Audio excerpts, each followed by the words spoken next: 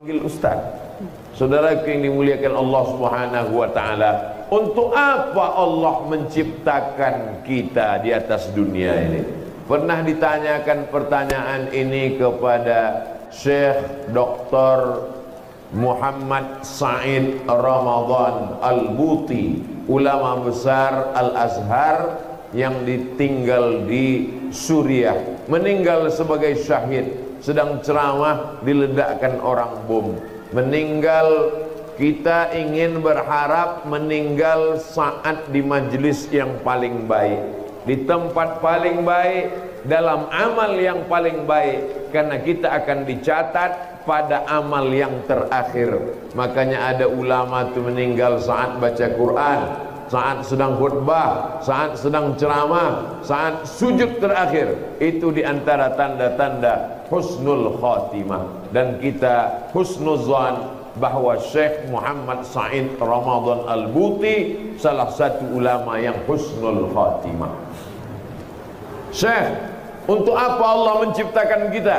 Kata Syekh Muhammad Said Ramadan Al-Buti, Allah menciptakan kita tujuannya cuma satu, supaya kita ridha menerima segala ketetapan Allah Subhanahu wa ta'ala. Ditakdirkannya menjadi orang kaya, ridha. Ditakdirkannya menjadi orang susah, gelisah. Ditakdirkannya menjadi pejabat, ridha. Ditakdirkannya menjadi rakyat jelata, marah. Ditakdirkannya duduk di atas, ridha. Ditakdirkannya duduk di bawah, marah. Maka kita belum ridha menerima ketetapan Allah Subhanahu wa ta'ala. Ma asaba, apa saja yang menimpa kamu, fil ardi, di bumi, wala fi anfusikum, pada dirimu. Ma asabakum, apa saja yang menimpa kamu di bumi, gempa, gunung meletus, tsunami, apapun yang terjadi di bumi.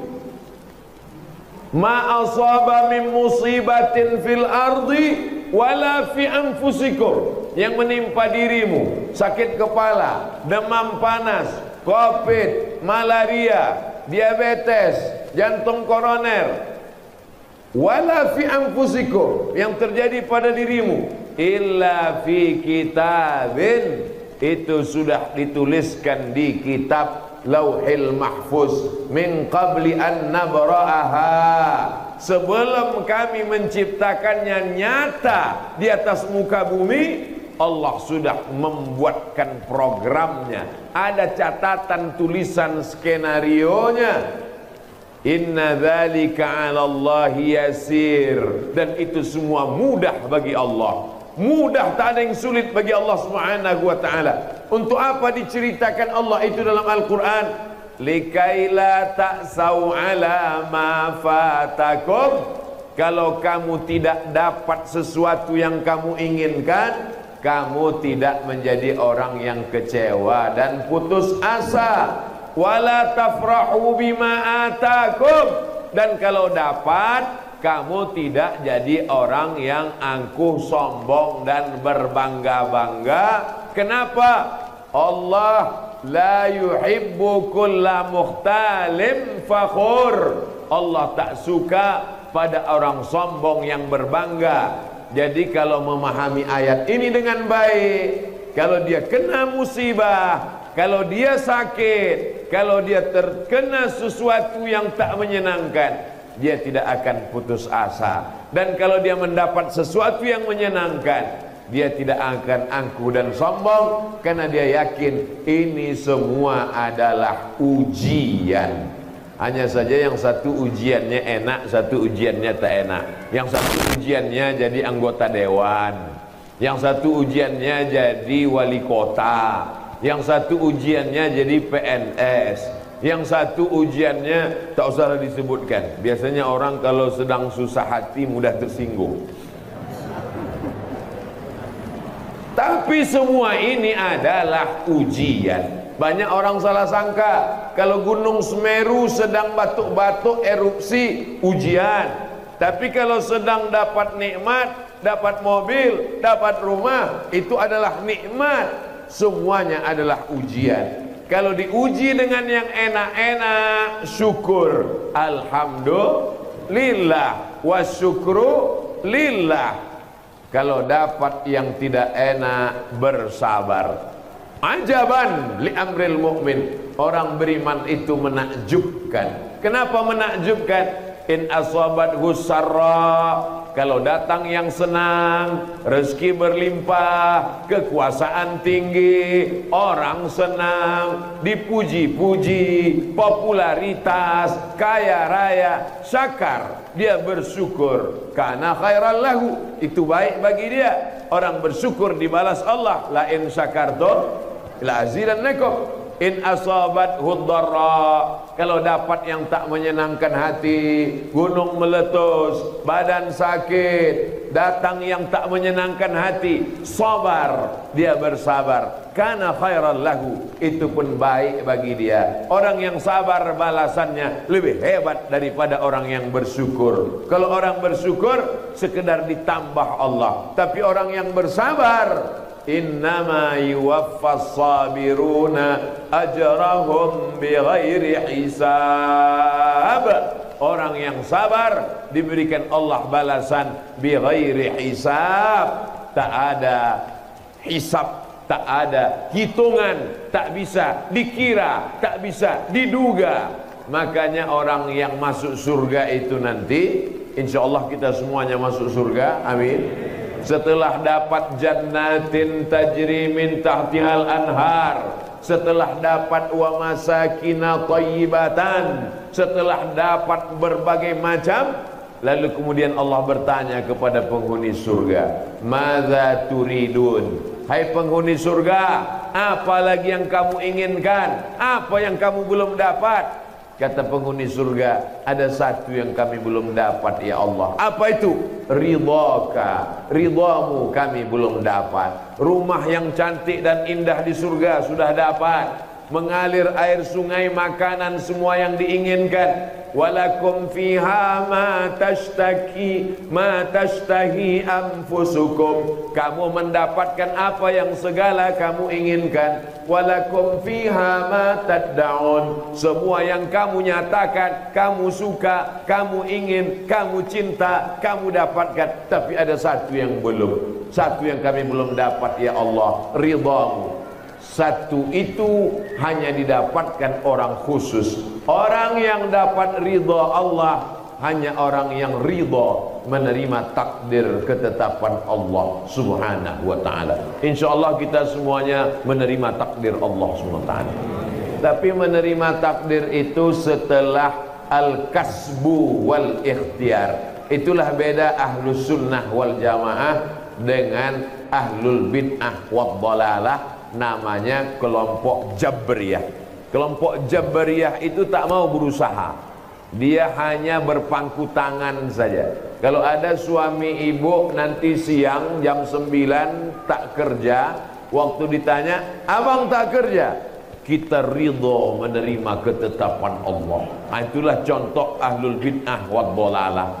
Namanya Jabriyah. Dia hanya berserah kepada takdir. Tapi ibu jangan marah kalau suami ibu jam 9 nanti tak kerja, tak cari nafkah, karena yakin rezeki dijamin Allah. Jangan marah, jangan risau, jangan gelisah, diam saja. Nanti pas jam 1 dia nanya, mana makan siang? Serahkan aja sama Allah bang. Kalau takdir mau datang, rezeki tak kemana.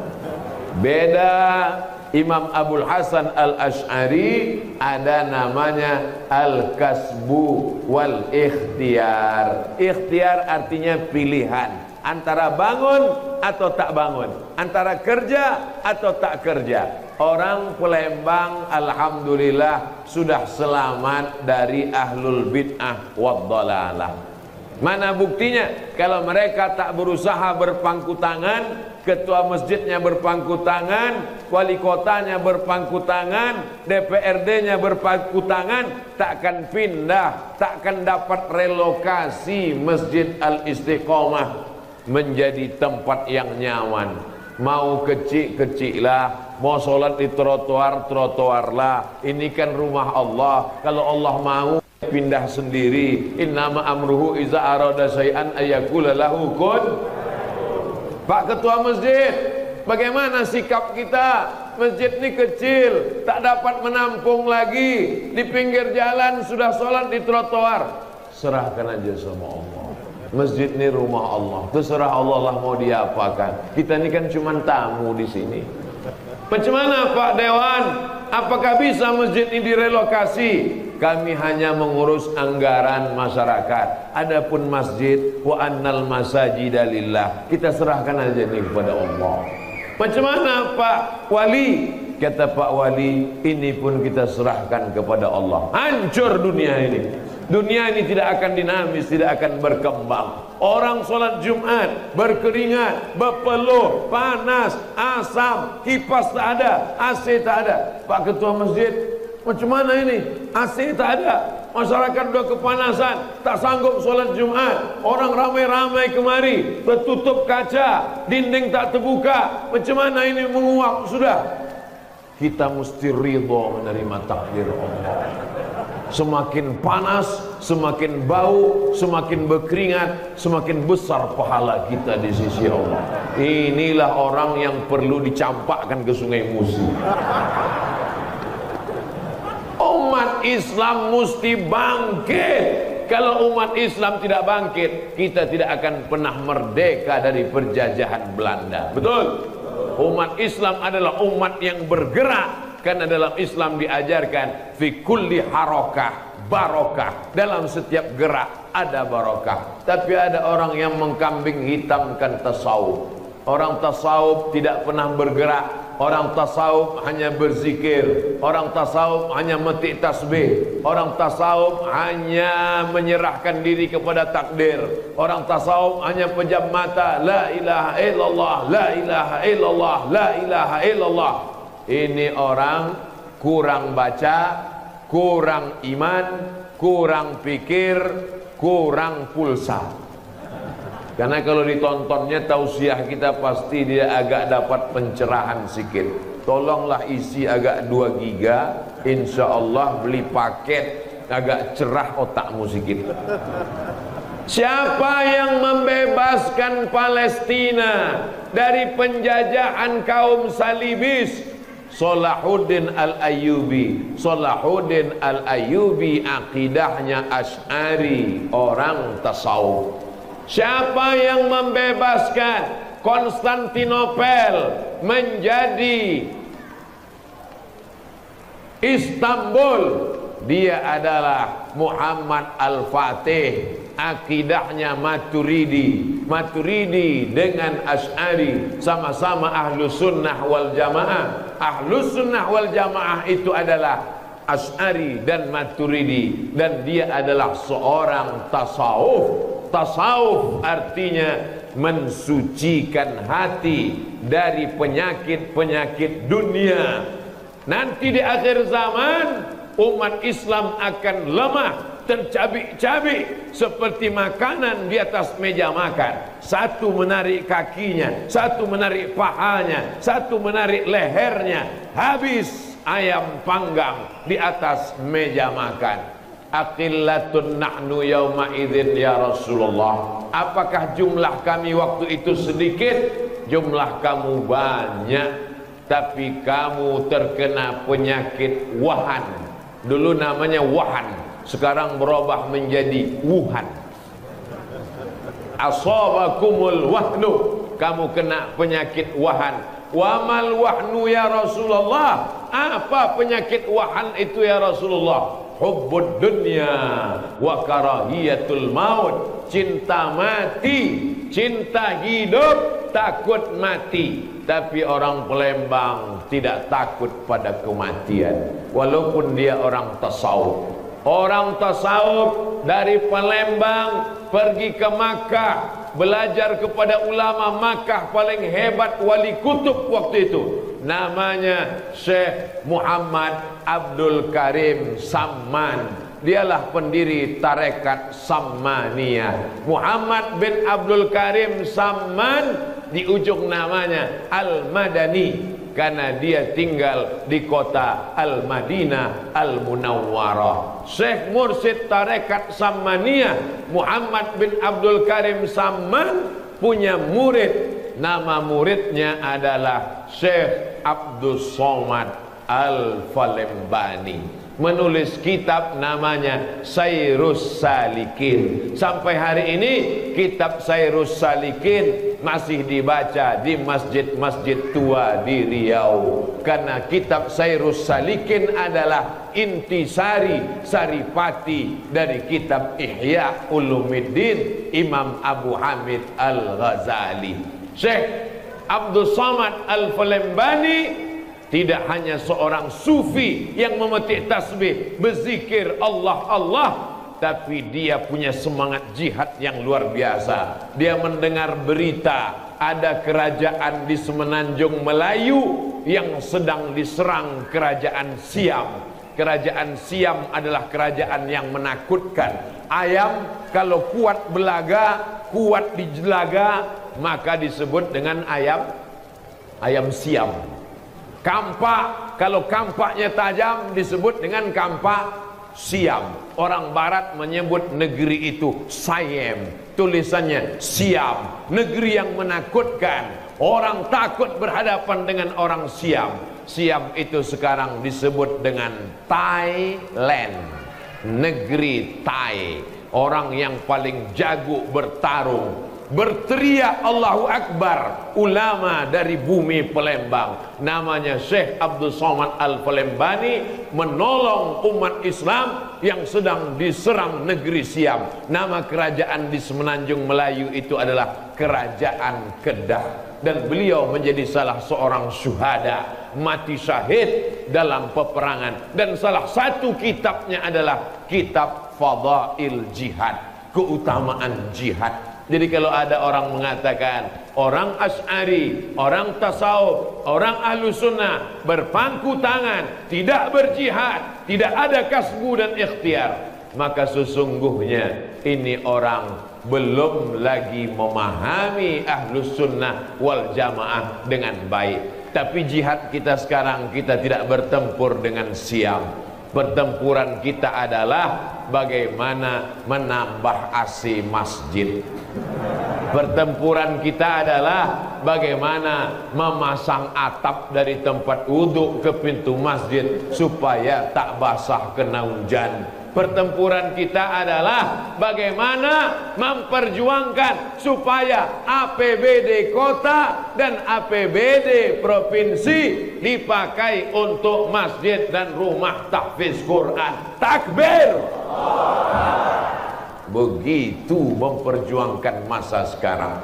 Jadi perjuangan di zaman Syekh Muhammad Abdul Somad Al-Falembani tak sama lagi dengan perjuangan sekarang, karena perjuangan kita sekarang adalah perjuangan konstitusional. Alhamdulillah, kita berbangga diri ada program 5.000 yatim, fakir, miskin dan duafa disantuni, dan program sholat subuh berjamaah. Ini pun insya Allah bernilai jihad di hadapan Allah SWT. Man salaka tariqan, siapa yang melewati suatu jalan, yaltamisu fihi ilman, di jalan itu dia mendapatkan ilmu, sahalallahu lahu bihi tariqan ilal jannah, dimudahkan Allah baginya jalan menuju surga. Man kharaja, siapa yang keluar rumah, fi talabil ilmi, untuk mencari ilmu, fahuwa fi sabilillah, maka dia pun sama dengan orang yang berjihad fi sabilillah, hatta yarji'a, sampai dia pulang ke rumah. Dari mulai berangkat tadi sampai sholat subuh, sampai kita pulang, maka semuanya mendapatkan pahala jihad fi sabilillah. Tapi selesai ini bapak-bapak langsung pulang, jangan balik jam 10. Tak di mana singgahnya, ngajinya setengah jam, singgah sarapan ngopinya sampai 2 jam. Sampai rumah ditanya istrinya, abang dari mana tadi? Jihad. Itu bukan jihad, jahat. Jamaah yang dimuliakan Allah Subhanahu wa ta'ala, apa yang dilakukan Pak Dewan, Pak Wali pagi ini ini akan menjadi pelajaran buat anak-anak kita di masa akan datang, bahwa mereka berpikir ternyata jihad itu bukan cuma membawa tombak, pedang, anak panah, kuda. Jihad itu bukan melawan Siam, membantu kerajaan Kedah, tapi ada jihad zaman sekarang. Duduk menjadi wali kota, duduk menjadi anggota dewan, duduk menjadi PNS, duduk menjadi polisi dan tentara. Tapi itu bukan tujuan, itu hanya jalan. Tujuannya adalah menolong agama Allah. Karena kalau tidak punya kekuasaan, umat Islam akan sulit menolong agama Allah Subhanahu wa ta'ala. Di Makkah orang mengejek-ejek Islam. Abu Jahal, Abu Lahab, kenapa mereka mengejek? Karena Islam tak ada kekuasaan. Tapi begitu Nabi Muhammad SAW sampai ke kota Al-Madinah Al-Munawwarah, dia pemimpin tertingginya. Yahudi Bani Nadir, Bani Quraidah, Bani Qainuqa, Yahudi Khaybar tunduk di bawah tapak kaki Nabi SAW. Nabi menjadi imam pemimpinnya. Selesai sholat, Nabi menoleh ke belakang. Nabi bertanya, asyhidun fulan, asyhidun fulan, asyhidun fulan, mana si fulan, mana si fulan, mana si fulan. Kenapa tidak datang sholat berjamaah? Itu tidak pernah dilakukan Nabi di Makkah. Kenapa? Umat Islam lemah. Tapi ketika umat Islam kuat, punya kekuasaan, dia masjid dia punya, Baitul Mal dia punya, pasar dia punya. Ciri-ciri kota Madinah pernah dibangun pada masa kesultanan Islam Sultan Mahmud Badaruddin. Jadi kalau ada orang pernah berceramah di YouTube mengatakan tidak ada kerajaan Sriwijaya, orang Palembang jangan tersinggung. Maksud dia mengatakan tak ada kerajaan Sriwijaya, maksudnya kerajaan Sriwijaya pernah ada dulu sebelum Islam datang. Tapi ada sebagian orang terlalu membangkit-mangkit kerajaan Sriwijaya untuk menghilangkan seolah-olah tak ada pernah kerajaan Islam.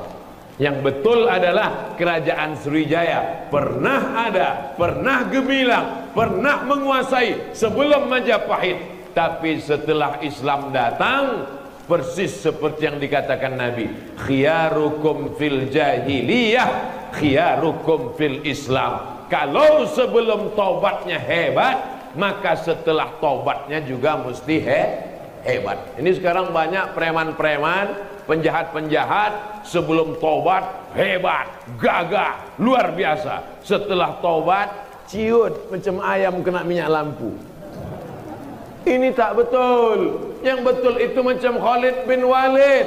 Sebelum masuk Islam, panglima perang Khalid bin Walid lah yang menghantam pasukan Nabi Muhammad SAW pada perang Uhud tahun ketiga. Tahun ketiga perang Uhud, Nabi naik ke atas Jabal Rumat. Jabal Rumat tempat pasukan perang, pemanah 70 orang. Kata Nabi, wahai pasukan pemanah, kalian jangan turun dari Jabal Rumat. Kalau aku menang nanti di bawah, kalian jangan turun. Kalau aku kalah pun, kalian jangan turun.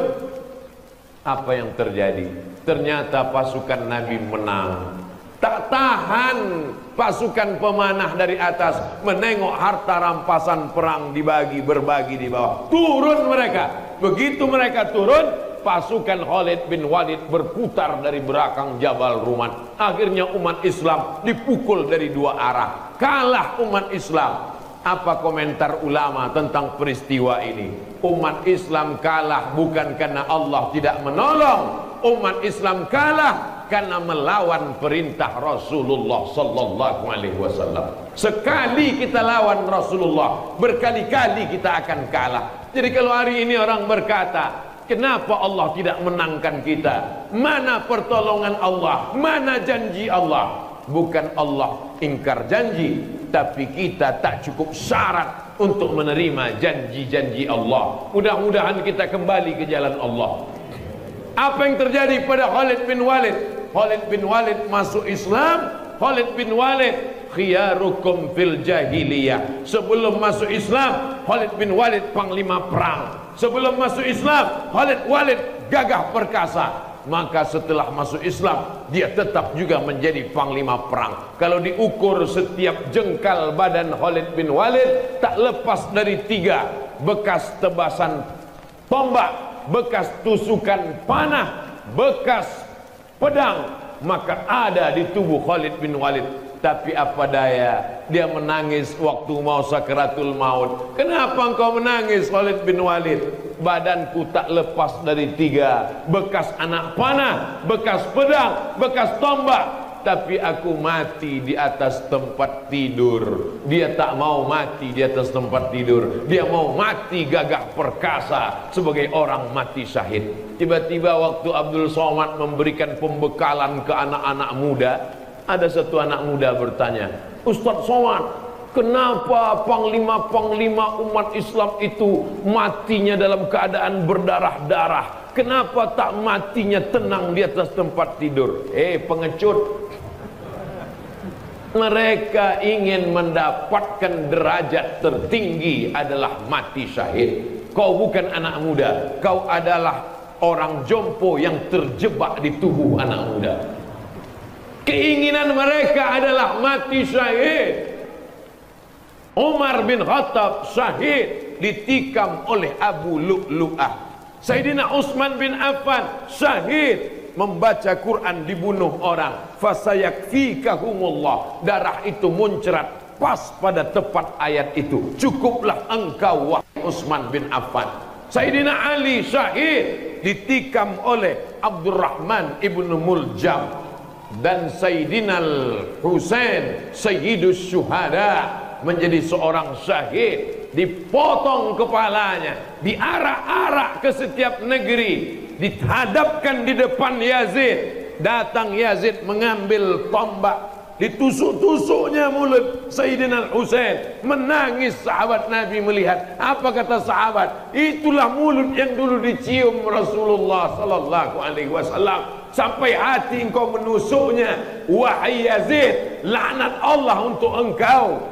Begitu mereka melihat mulut yang dicintai oleh Rasulullah. Innal Hasan wal Husain sayyida syababi ahli jannah. Anak muda mesti berpikir untuk iskariman, hidup mulia. Kalaupun dia mati, dia mesti mati sebagai syahid. Tapi saya tak ingin selesai tausiah ini semua pulang membawa perang panjang. Bukan itu maksudnya. Syahid kalian adalah menuntut ilmu. Syahid kalian adalah melawan kezaliman. Syahid kalian adalah tidak pakai narkoba. Syahid kalian adalah tidak pacaran. Mudah-mudahan anak-anak muda yang ikut kajian subuh ini, selesai ini menjadi syahid, putus semua dengan pacarnya. Siap-siap putus.